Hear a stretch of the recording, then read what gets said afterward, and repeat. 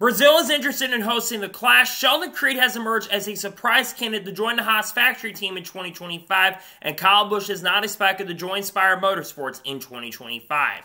What's going on, guys? It's Daniel, and welcome back to our video. We got some NASCAR and other motorsports stories discussed here today on the channel. Let's go ahead and just show them straight on those really quickly. We got one paint scheme to take a look at, and it's Fab Moffitt's 2024 Pristine Auction scheme that we're going to see at Phoenix later this year. They did a contest with a bunch of different paint schemes, and I think this paint scheme does look very good in my opinion. I think Chimera Creatives was the one who won the contest. I think this looks really exciting. Looks pretty good in my opinion. I'm definitely looking forward to seeing on the racetrack later this year at Phoenix. And now we're going ahead and jump on to the next story of today's episode as we're talking about Hendrick Motorsports. As about a night or two ago, Hendrick Motorsports put out a teaser announcement teasing something big that's going to be coming really soon. Now, what could this be? Well, most likely it's going to be a paint scheme for Chase Elliott. Chase Elliott was supposed to be sponsored by Hooters, but we know about a month or two ago it was announced that Hooters would no longer be sponsoring Chase Elliott. So now we're going to see a new sponsor coming in. Many have theorized that Coca-Cola, which is Chase Elliott's part of the Coca-Cola Racing family, many have theorized that Coca-Cola will be sponsoring Chase Elliott in the event. I think that's what the big announcement is going to be, is a new paint scheme for Chase Elliott. I could be wrong. We could see some pretty big surprises, but I do think the announcement for Hendrick Motorsports is going to be a new paint scheme for Chase Elliott, which I think is going to be a Coca-Cola paint scheme. And now we're going ahead and jump on to the next story of today's episode as we're talking about the Charlotte Roval. As it was officially confirmed on Friday afternoon that paving has officially begun for the reconfiguration of the Charlotte Roval. Remember, it was announced about a month or so ago they're going to be reconfiguring the Charlotte Roval to try to make the racing a little bit better. There's going to be a bigger braking zone going up at turn number 5 or turn number 6, and there's going to be a tighter radius as well. What everyone's hoping is that the racing can be a lot better this time around, and getting the paving done a few months in advance makes a lot of sense considering the Charlotte Roval race is not until October. So it makes a lot of sense to try to get it done as quick as possible. Again, I'm not sure how the racing is going to be. The next-gen car has not raced the greatest on road courses or short tracks, so I'm not exactly sure if we're going to see a fantastic race. But I'm very happy nonetheless and glad to see that paving has officially begun, and we'll hopefully be racing at the Charlotte Roval. Hopefully we can have a good pavement for the Charlotte Roval later this year. And now we're going ahead and jump on to the next story of today's episode as we're talking about Daniel Suarez. As over this weekend, Daniel Suarez was in Brazil getting married to his long-term fiancée, Julia Piquet. But he actually also decided to go ahead and race this weekend in the NASCAR Brazil Series race and competed in all 3 major events at that event. He actually technically had won the first race in the Brazil Series. He actually crossed the line first, but because of a little bit of contact, I believe, with the number 2 or the number 99 car in the race, he ended up finishing in 5th or 6th because he got a 5-second penalty, which I think was a really bad call by the Brazil officials. And then the other race, race number 2, he actually crossed the finish line second, but actually inherited the race win because the driver in the lead ended up getting a penalty. Because of the averages of where he finished, he actually started on the pole, and if I remember correctly, he dominated the whole entire race, but he basically lost it on the last lap and came across the line in 3rd place. Daniel Suarez did speak to media after race, and he did say he might, in the not-so-distant future, come back and run in the NASCAR Brazil Series, maybe when he gets a chance and opportunity, which that won't be coming at least for a while. But I think it's really cool to see Daniel Suarez do all the stuff that he's been doing. And I believe, if I'm not mistaken, he's the first driver ever, I believe, to win in a year in Brazil, Mexico, or 3 different countries, which is so impressive because he won Atlanta, he also won the NASCAR Mexico Series race, and he won the NASCAR Brazil Series race. So Daniel Suarez has just been putting up some incredible numbers. And I know he hasn't had the greatest year in the Cup Series, but to see him go out there and win in the NASCAR Brazil Series, I think is phenomenal and amazing to see. So nonetheless, congratulations to Daniel Suarez on winning the NASCAR Brazil Series race this past weekend at Interlagos. And now we're going ahead and jump on to the next story of today's episode as we're talking about Kyle Larson. Now, over this weekend at I55 Raceway, you had the World of Outlaws event, and Kyle Larson competed in both the races on Friday evening and Saturday evening. And Kyle Larson basically had to qualify his win from the B feature, basically won the last chance qualifier, and got into the A main. He actually had to start in 21st position on night number 1 and drove all the way up from 21st position, made a last lap pass on James McFadden coming off the corner, and went to victory.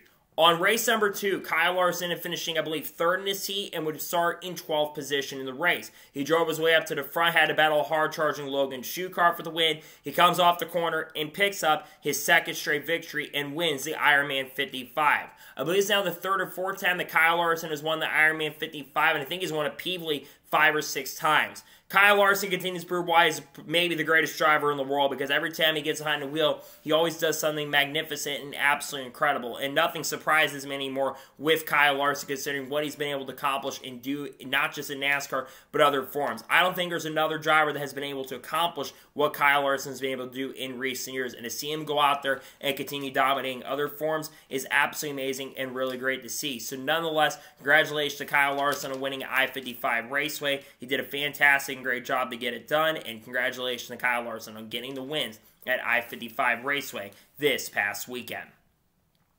And now we're going ahead and jump on to the next story of today's episode, as we're talking about William Swail.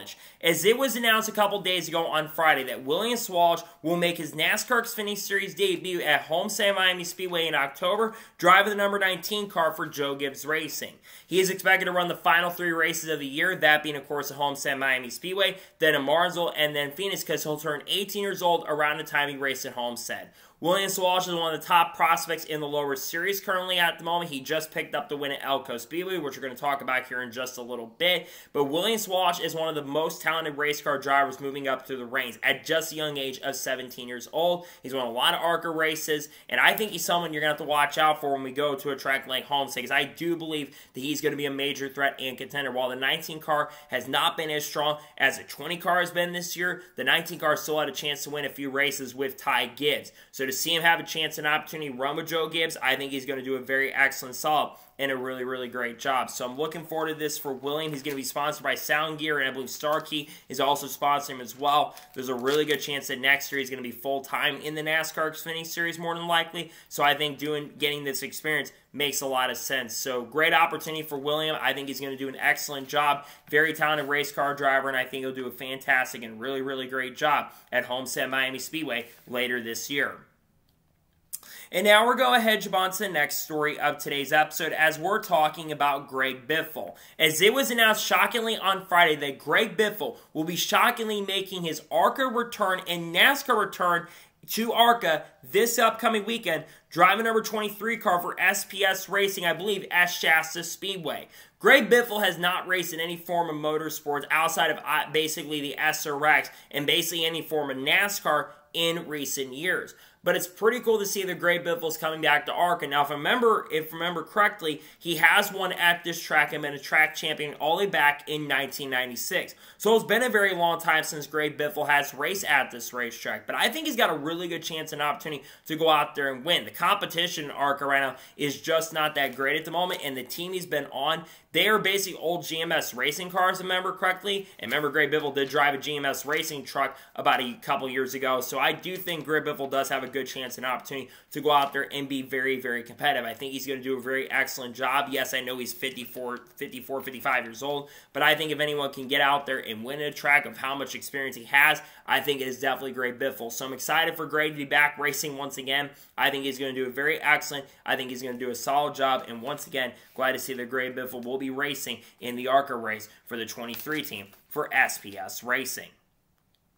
And now we're going ahead and jump on to the next story of today's episode, as we're talking about the ARCA race from Elko. Now, if you watched the ARCA race last night or a couple nights ago, you saw a really incredible finish at Elko Speedway. Going back a little bit earlier, William Swail had dominated the early portion of this race, but about 70 laps to go in this race, he basically got turned out of nowhere for whatever reason by Michael Maples, who already kind of caused the right for Isabel Robusto and LeVar Scott as well. He just drove up the racetrack and forced William Swail into the outside wall. I don't know why they haven't revoked Michael Maples' license at this point, or racing license, because that was just completely uncalled for and unacceptable in my opinion.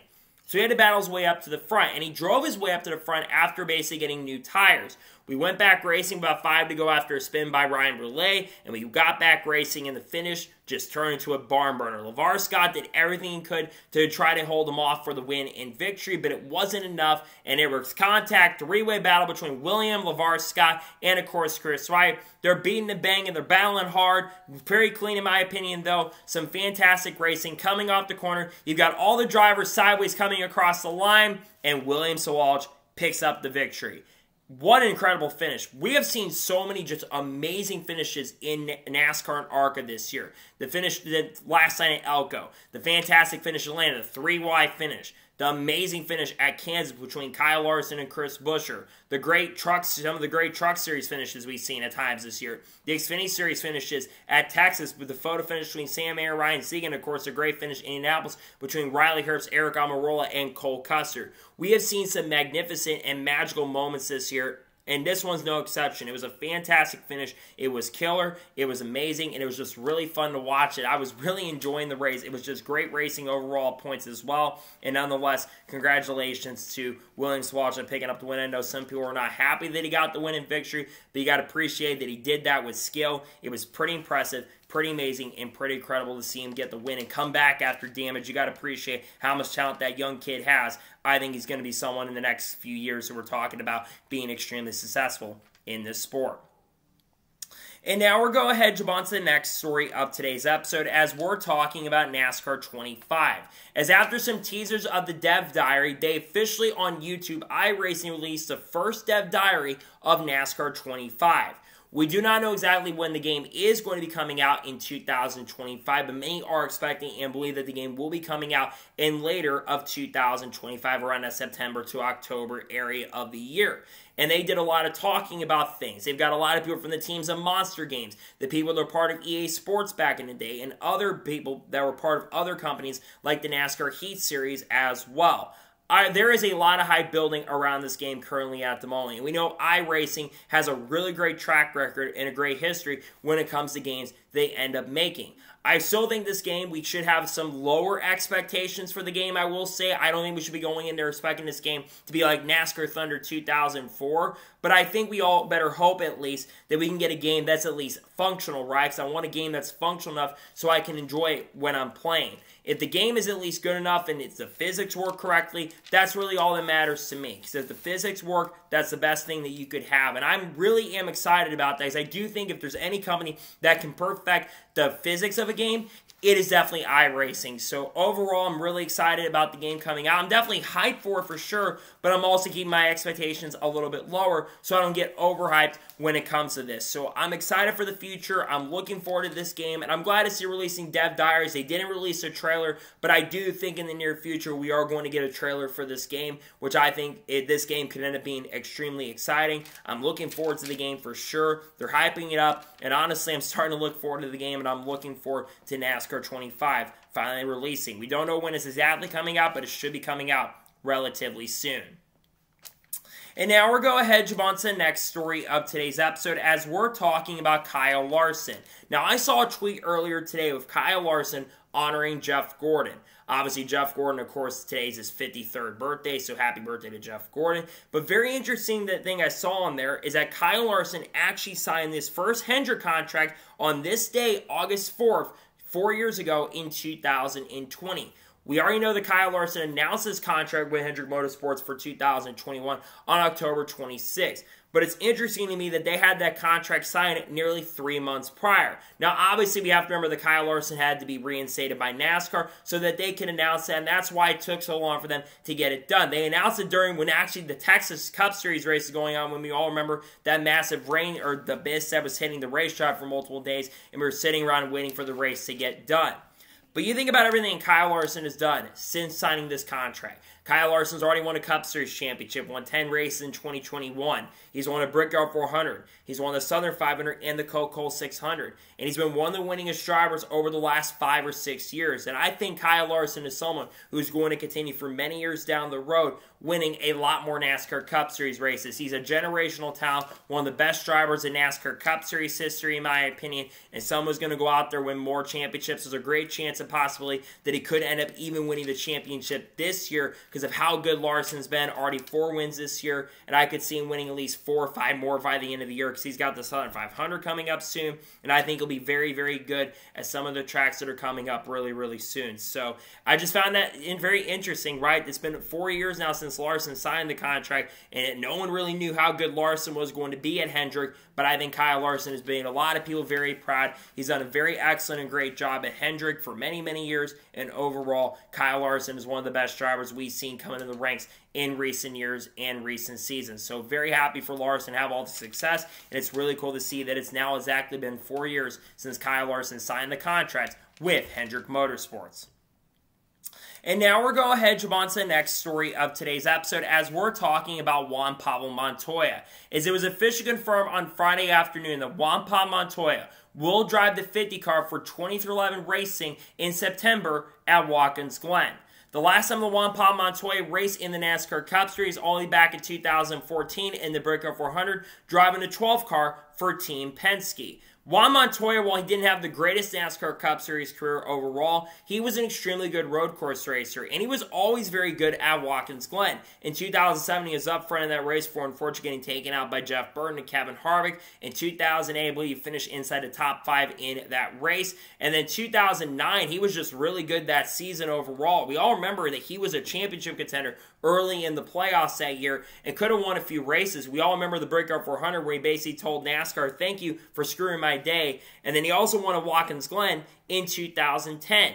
Now, I know some people said maybe Carl Lever's coming back, Kurt Busch was coming back, but I don't think realistically all the people were really being realistic and were thinking of the bigger picture. But he's going to be able to help out also Bubba Wallace and Tyler Reddick as well, basically hone their crafts. And we know Bubba's gotten better road courses, and having Juan Montoya there to help at Watkins Glen, I think he's going to be a major and massive help to really getting them a really strong runs.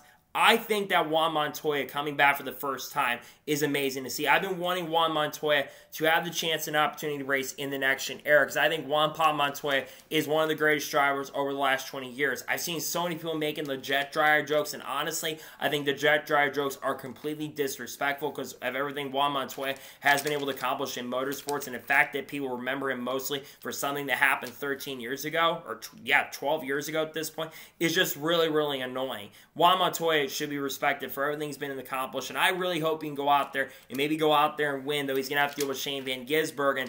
I think that Juan Montoya could be someone who could go out there and go on to win the race. So I'm very excited for Juan Montoya to be coming back to the sport. I think he's one of the best drivers in motorsports history, and to see that Juan Montoya is coming back to NASCAR for a one-off race is really awesome to see, and I'm looking forward to see what Juan Montoya can do at Watkins Glen with the 23XI Racing organization later this year.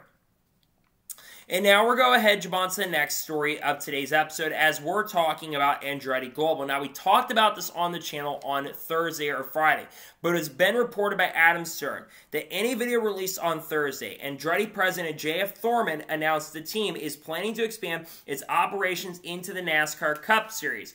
Andretti Global has been flirting over the course of the last year or so, and they have shown interest to come into the NASCAR Cup Series over recent years and recent seasons. Michael has said that publicly. Now, obviously, Andretti Global's main focus is still trying to find a way to get into Formula One, but obviously they've been denied by people from the FIA, and also people that work with Liberty Media, among other companies, have denied them entry to get into Formula One. So they're still focused on that. Now, if Andretti Global does find a way to come to NASCAR, it would absolutely be huge. Andretti's had a big presence in racing for many years, in IndyCar, obviously in Formula E. I think they work over there. They do supercar racing. They also, of course, are in IMSA. I think they're in the World Endurance Championship as well. They're just in so many different forms of motorsports, and they've had a lot of success. Their pedigree stands for themselves, and they have an amazing pedigree, and they're one of the legendary and amazing organizations out there. So now the big question is, if Andretti does come to NASCAR, who do they partner up with? I think it's very simple. Spire Motorsports. There's a couple reasons why I think Spire Motorsports is the most obvious. Number one, Gamebridge. Gamebridge is owned by Dan Towers. Dan Towers, of course, is sponsoring Spire Motorsports for a majority of this year. Dan Towers is also a co-owner of Andretti Global, and the Guggenheim brand is also a part of this as well, sending in a ton of funds and a ton of money. Also, another reason why this would make a lot of sense is because Andretti seems like they're going fully to GM. There's been a lot of rumors and speculation in IndyCar that Andretti may be going to Chevrolet for 2025. Now, it sounds like that might not happen until 2026, as Rob Edwards, the COO of the organization, has denied those claims. But I think that would make a lot of sense for them to go to Chevy, and it's expected that going into next year, Wayne Taylor Racing with Andretti is going to be going to Chevrolet or Cadillac. So it would make a lot of sense to them to invest in Spire Motorsports, and I think they're playing a major role in some of the decisions that are going on over at Spire Motorsports currently at the moment. So I think Andretti will join NASCAR. Now, could it happen in 2025? There certainly is a possibility, but I do think they're also going to focus to try to find a way to still get into F1 right now, which I think will hurt their aspirations of getting that done. So overall, I do think they do come to NASCAR, and I do think most likely you're going to see them work with Spire Motorsports. It just makes way too much sense.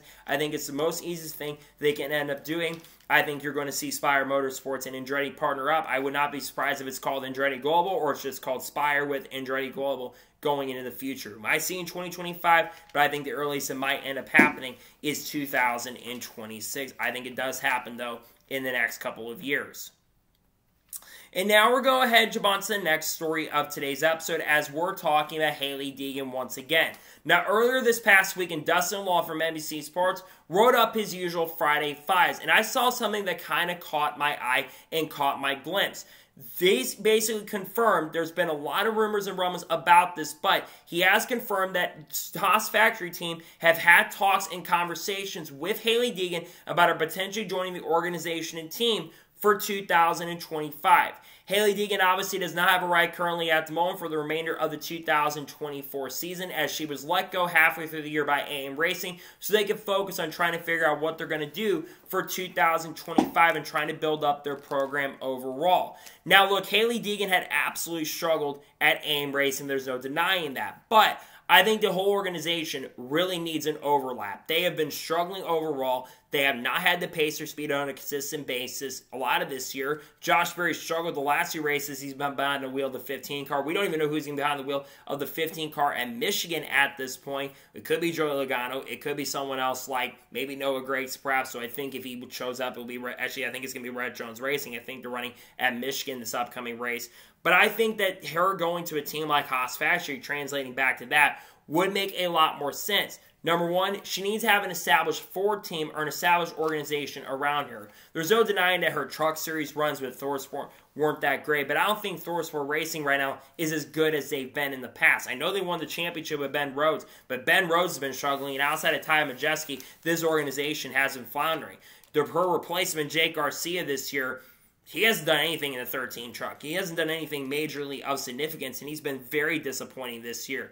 So I think overall for Hailie Deegan, if she does end up at the Haas factory team next year, I think her ultimate goals are that she needs to run better than she did at AM Racing. You need to have a chance to make the playoffs because we know Joe Custer said that their ultimate goal is to have the same pace and speed they had. Now, could she build herself up and do amazing at Haas? Absolutely, without question. If you give her a crew chief that wants to work with her, maybe find a way to bring Joe Williams back into the organization to work with her, which was a crew chief she had when she made her debut, which, by the way, in her debut at Vegas, she did finish in 13th with Joe Williams as a crew chief, so it would make a lot of sense to bring Joe in, who has a lot of veteran experience as well. I think having her team up with a veteran driver, maybe like Ryan Preece, would also make a ton and a lot of sense. So we'll have to wait and see what happens in regards to that and see if Hailie Deegan does in fact go to Haas Factory. But it's becoming heavily rumored at this point. There's major rumors of this happening at this point, and we'll see if Hailie Deegan does in fact end up going to the Haas Factory team for the 2025 NASCAR Xfinity Series season. And now we're going ahead and jump on to the next story of today's episode as we're talking about the Netflix documentary and charter negotiations. As it was reported by Adam Stern on Friday evening, that NASCAR has agreed to another Netflix documentary, but plans remain unclear as teams try to get a new charter agreement first done. Some teams have also, according to Adam Stern, have said that they will decline participating if they do not get a charter agreement done. Now, here's something that was very interesting that got noticed. So there's been some slight updates on progress.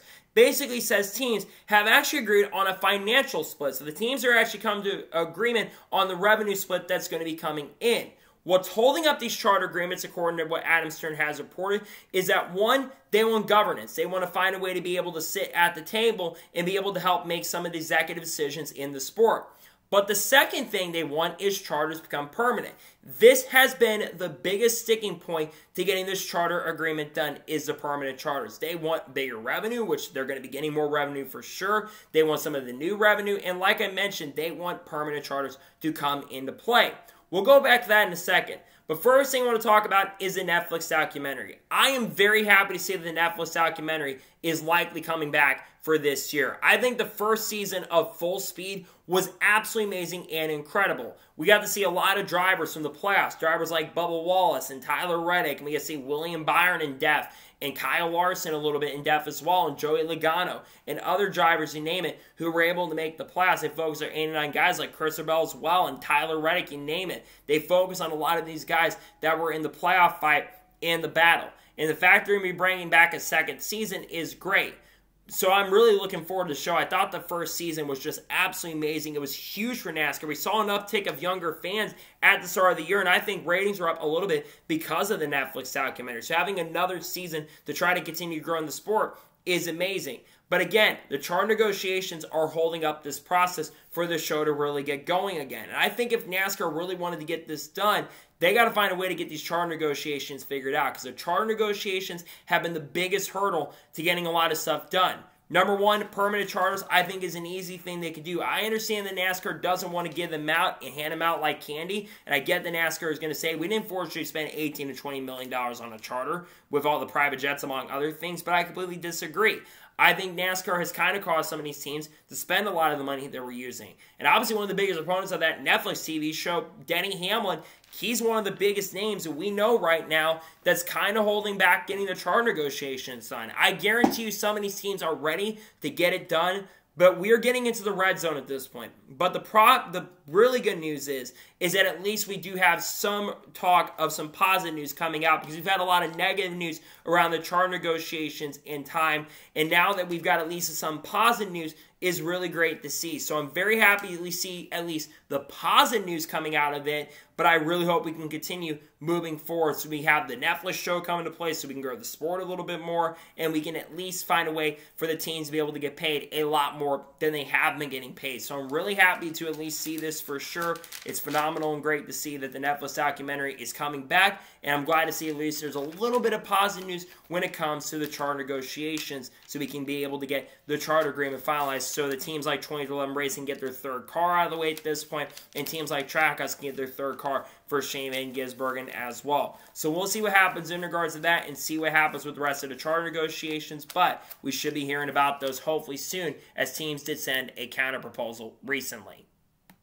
And now we're going to jump on to the first of three major stories in today's episode, as we're talking about Kyle Busch. Now, over the course of the last week or so, there's been a lot of talk and speculation surrounding Kyle Busch, and whether or not he's going to return to Rich Schultz Racing in 2025 or might be on his way over to Spire Motorsports. According to Lee Spencer, who was on Sirius XM NASCAR Radio very recently, she did say that Kyle Busch is being looked at as a potential possibility to drive the 7 car, shockingly, in 2025. Now, remember, back in June, it was announced at Iowa that Kyle Busch has sought this option year with Rich Schultz Racing. He did say he was interested in maybe going back to Gibbs or Hendrick Motorsports, but he did say that he was expected to return to RCR for 2025.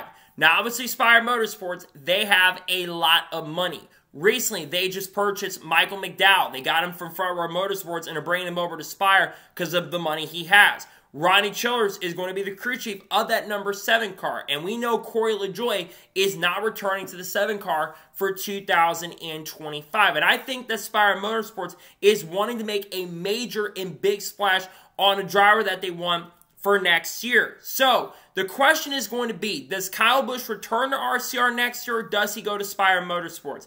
More than likely, I think Kyle Busch is going to stay at Rich Schultz Racing next year. Now, could he leave after 2025? That certainly is a possibility. But I think Kyle Busch is going to stay with RCR at least for one more season. We know that Rich Schultz Racing, they are expected to make some major big splashes. There's been rumors that Greg Zipadelli may or may not be in the potential running to be working at RCR, maybe as like the competition director taking over for Andy Petrie, considering there's a lot of SHR people that are available, and we know that RCR was looking to try to find a way to get Rodney Childers, so we know they were looking to get him, but obviously Rodney went over to Spire Motorsports. So I think that Kyle Busch stays around for one more year. Now, if these executive changes don't get better for Kyle Busch or get better for RCR and Kyle Busch continues to struggle like he has this year, I don't think Kyle Busch returns to RCR after next season. Kyle Busch has had a bad year this year. There's no denying that. Through the first 22 races of this year, Kyle Busch, I believe, has only had 2 top 5 finishes and 6 top 10s all season long. It statistically is his worst season in NASCAR Cup Series history of his, so basically, he's ever had in the near 20 years. Even worse than his rookie year. Remember, his rookie year, he was competing for wins. Kyle Busch has not been really competing for wins at all this year. He's just been struggling immensely, and in the last 8 points paid races, he's had 5 DNS and has struggled immensely. Every time he's had the pace or speed to contend, he just ends up crashing out. And I think it's because the equipment over there at RCR is not that great at the moment. Their Xfinity program is really, really good, but their Cup program right now is just not that great at the moment. But again, I think Kyle Busch more than likely is going to stay at RCR for one more season. So if Kyle Busch is off the market, who goes to the 7? I think Zane Smith has to be a good option. We know Zane Smith won't be in the 71 car next year, but I think it'd be very silly to move Zane Smith into the 7 car for Spire next season. What about Shane Van Gisbergen being a shocking candidate? I would not be shocked or surprised about how crazy this silly season has been if you see Trackhouse move SVG into the 7 car. Most likely that's not going to happen, but you never know at this point. I know some people say Daniel Suarez, but Daniel Suarez is expected to be back with Trackhouse Racing next year, so I don't see that happening for 2025.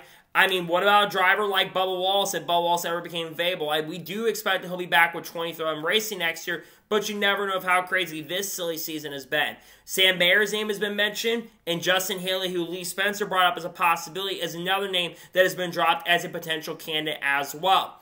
So who do I think is getting the 7 most likely next year? I think it is going to be Zane Smith. I think Zane Smith is going to stay with Trackhouse for one more season and drive the number 7 car for another year. I think Trackhouse is going to put a lot more support, and I think having Rodney Childers work with Zane Smith, I think that's really going to help Zane Smith's craft as a driver. It makes too much sense in my opinion at this point. I know he's been linked, I know Lee Spencer mentioned this, that he probably is going back to front row, but I don't entirely agree. I think you see Zane Smith go ahead and drive the number 7 car next year. And again, I think Kyle Busch will stay for another year RCR. But a bold prediction I have for 2026 is I think that you're going to see Kyle Busch leave RCR at the end of next year, and I think he goes to Spire in 2026. But I think at least for 2025, you're going to see Kyle Busch stay at Richard Childress Racing. And now we're going ahead and jump on to the next major story of today's episode as we're talking about Sheldon Creed. Now, we've already talked about Hailie Deegan being a surprise candidate to join the Haas factory team for 2025. But according to Lee Spencer, she says that Sheldon Creed has emerged as a shocking candidate that could join the Haas factory team starting in 2025. Sheldon Creed currently drives the number 18 car for Joe Gibbs Racing, and if I remember correctly, he actually signed a multi-year contract with Joe Gibbs Racing to drive that 18 car. But we all know contracts can be bought up by organizations and teams. We also know contracts can easily be broken. Let's be real and honest. Sheldon Creed has not had a great year so far with the Joe Gibbs Racing organization. Coming into this year, I had Sheldon Creed picking up multiple wins and victories and having a breakout season. And while he's had a chance and shot at times to win races this year, he's also been very inconsistent. And he also hasn't had the overall same pace or speed to go out there and contend. But when you look at the potential candidates that you have that could be available, like a Sheldon Creed, who could be available for Haas, I don't think that would be the worst option that you could have out there available. Sheldon Creed is not a bad race car driver. And having maybe replaced Riley Herbst or Cole Custer, we know Cole, of course, is moving up the Cup. Saying Riley Herbst most likely is going to go to a third 2311 racing seat. I think having Sheldon be there would make some sense, definitely. Having a driver who's a little bit older, who is a veteran of the sport, would make a lot of sense in a way. And having maybe a team of like Ryan Preece and Sheldon Creed would absolutely work.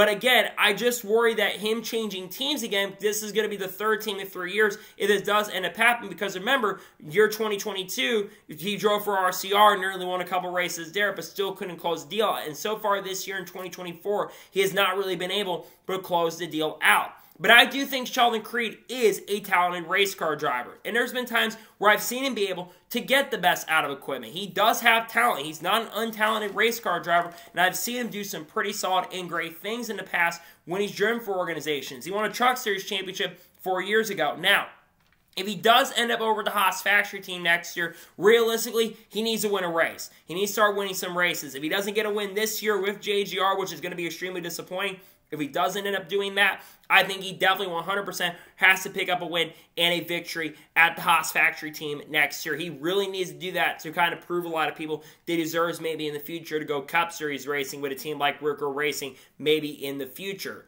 Now, there's other drivers who've been linked to Haas factory. I already talked about Haley Degan being a candidate. Ryan Preece has been linked to that team. I think there's other drivers like Ty Majeski and Christian Eckes who could be surprise candidates, and maybe even Matt DiBenedetto as well, who could be a shocking candidate. But this is not the only Xfinity silly season move that we're expecting. We know Connor Zilic is heavily rumored to be going to Junior Motorsports next year full-time. Carson Kvapil's been linked to maybe going full-time next year. We know Harrison Burton is likely to be back in the NASCAR Xfinity Series, whether that, of course, is with AM Racing maybe, or with Haas Factory. That is still to be determined at this point.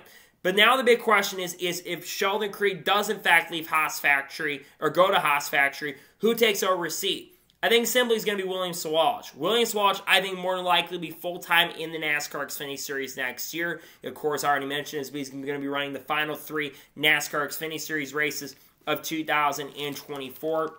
With Joe Gibbs Racing in the number 19 car. He'll drive, of course, at Homestead, then he'll drive at Martinsville, and then he'll drive at Phoenix. And I think this is going to ultimately lead to him going full-time in the NASCAR Xfinity Series next year, where I think William does have a lot of talent. I think you also got to look at drivers like Brett Moffitt as well, who could go in that seat, but I think William Swail most likely is going to end up in that seat in 2025. There's going to be a lot of crazy silly moves happening in the NASCAR Xfinity Series in the future. Once all the Cup stuff kind of gets done, that's when the Xfinity Series silly season is going to start. But I think Sheldon Creed going over to Haas Factory would definitely make some sense for sure. I think Sheldon does have talent. Say what you want to say about him. He sometimes can get the best out of equipment, and I've seen him do some pretty solid and great things in the past as well. So we'll see how he ends up doing if he does truly end up over the Haas Factory team. But it does sound like there's a really great chance and a very strong possibility that we may or may not see him go to the Haas Factory team next year. He could be a shocking candidate to go over there in the 2025 season. If he does end up there, he's going to have some pretty high expectations, and I do think he could do a good job with a teammate maybe like Ryan Preece next season. And now we're going ahead and jump on to the final major story of today's episode as we're talking about Sao Paulo. As there was reported by Adam Stern and Motorsports.com that Sao Paulo and Brazil have both expressed interest in hosting the Busch Clash in 2026. We know this past weekend that there were multiple NASCAR executives that were out there basically trying to cheer on Daniel Suarez. Remember, Daniel Suarez, of course, competed at Interlagos in the NASCAR Brazil Series race. We know that NASCAR has also been pushing very, very hard to try to get international race. We do know it's heavily rumored right now that NASCAR will be racing in Mexico City, potentially in 2025, though that has not been finalized at this point. And it's expected that we're likely also in the near future going to be going to Canada as well. But Brazil is very interesting. If we do end up over at Brazil in 2026, it'll be the first time a NASCAR has ever raced in South America. Yes, of course, you have the NASCAR Brazil Series racing there, but the main NASCAR Cup Series has never raced there. The other big question is, what about where would you go? Would you go to Track Lake Interlagos and race on a road course? I could definitely see that happening for sure. Interlagos is absolutely a very fun racetrack to race. F1 does put on some pretty solid shows there, and I think the NASCAR Brazil Series, outside of the BS penalties he gave out, I think it did put on a really solid and fantastic racing show and racing product earlier this weekend. And I think the Cup Series, especially, I know the next-gen car hasn't raced great on road courses, and I do hope by 2026 we have figured out the issues with the next-gen car on road courses. But I think racing at Brazil would make a lot of sense to try to grow. And you think about this, I've seen some analytics, and I know some people mention this in their videos, but Brazil is one of the biggest growing markets currently at the moment for NASCAR. I see my analytics, and I do have some Brazilian fans who do tune into NASCAR. I think a lot of it is because of the NASCAR Brazil series being a really solid series and having just overall a pretty good and solid racing product as well. But the other thing is, and why a lot of people are saying, well, why is NASCAR looking to expand to other countries? Well, every other major sport is doing this right now. Look at IndyCar. They're rumored to be going to Mexico City potentially in the future. Of course, Formula One, they're expanding in the United States. You've obviously got NFL. They're actually, as a matter of fact, in a couple weeks from now, during opening week, they're going to be playing a game between the Green Bay Packers and the Philadelphia Eagles in the NFL. We've seen NFL going to Europe. We've seen them go to Mexico. They've seen them go to other countries. And there's been other countries that are rumored to be making some pretty major moves as well. International expansion is something that you're going to have to do if you're going to want to be very, very successful, which is why you're seeing this happen. Now, obviously, I think if they do this, this would be really huge for NASCAR going to Brazil. I think you'd have a lot of people that are tuning in as well. Now, just don't wear green, because if you wear green, we all know what happens in Sao Paulo. But again, this is just really cool and very intriguing to see, right, that they're looking to go to a track like, or go to the city of Sao Paulo, or they could just race in the stadium for sure, which I think NASCAR are probably looking more to basically kind of introduce people to what NASCAR is really like. Maybe racing in a stadium in Sao Paulo would make a lot more sense. I could definitely see that happening for sure, being a major and a really strong possibility. Again, obviously, 2026 is not that far down the road, too. We obviously know that the 2025 schedule has not been released at this time, but we are expecting that for 2025, Bowman Gray Stadium is going to host a Clash. So I think for 1 year, going to Bowman Gray isn't a bad thing, especially if we're going to go to Interlagos. I think for tracks like Bowman Gray, I think those tracks should be hosting the All-Star race instead of basically hosting the Clash. I think basically what the Clash should be is trying to find ways to expand. And for people saying that we should go back to Daytona, there's no way in hell we're going to be going back to Daytona for the Clash. Unless you find a way to do the Battle of the Beach or the UNW race they did back in the day on the backstretch, there's no way, in my opinion. And the next-gen car doesn't run that great on road courses or basically short tracks anyways. So I don't think the race would be great.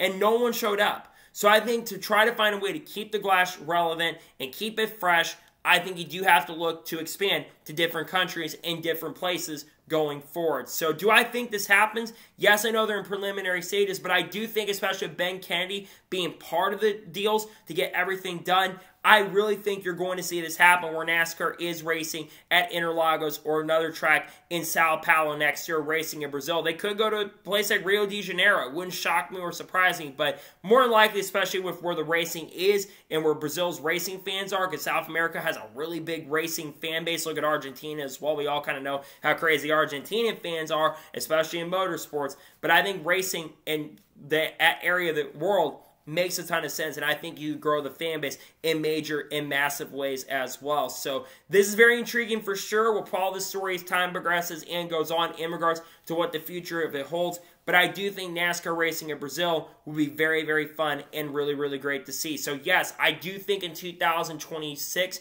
you're going to see the Clash at Interlagos. The fact they're talking about us, a lot of times when you start hearing talks, conversations, a lot of times NASCAR is on the move to make that stuff currently happen. So I do think in 2025 or 26, I think you're going to see him race at Interlagos for the Busch Light Clash or race at a stadium-like track. I think that happens, and I think you're going to see that for sure happen in 2026, where the Clash will be happening in South America. I think it's going to happen in January as well, because they used to race NASCAR Cup race in January, so they can get some time off, especially rumors of the NFL moving the schedule around quite a bit as well. So, that is going to be today's NASCAR news and motorsports news video. One thing, guys, for watching. Please subscribe to the channel, notifications on, so if I win a video, it does go live on my channel. Follow me on Twitter, Facebook, and Instagram, and support on Patreon as well. Links description below that, and comment your thoughts below on today's episode. Do you think NASCAR is going to race in Brazil in 2026? Let me know your thoughts in the comments below. And do you think Harrisburg ends up at the Haas factory team? Let me know your thoughts in the comments below. There won't be more videos dropping on the channel today. More than likely, tomorrow we'll have the interest, I think, for the Cookout 400. Thanks, so that's what the race is going to be called. Wednesday, there's going to be a NASCAR news video and the Truck Series race picks for the Clean Harbors 250. Then on Thursday, we'll have Cup Series race pick for the Cup race at Richmond. Same, of course, with the paint skin video. If any major news breaks throughout this week, which we're expecting for what I've heard, we'll discuss it here on the channel. So anyways, like I said, I want to thank you guys for watching today's episode, and I'll see you guys next time for more great, awesome NASCAR content and other motorsports content on the channel like this. Take care, everybody.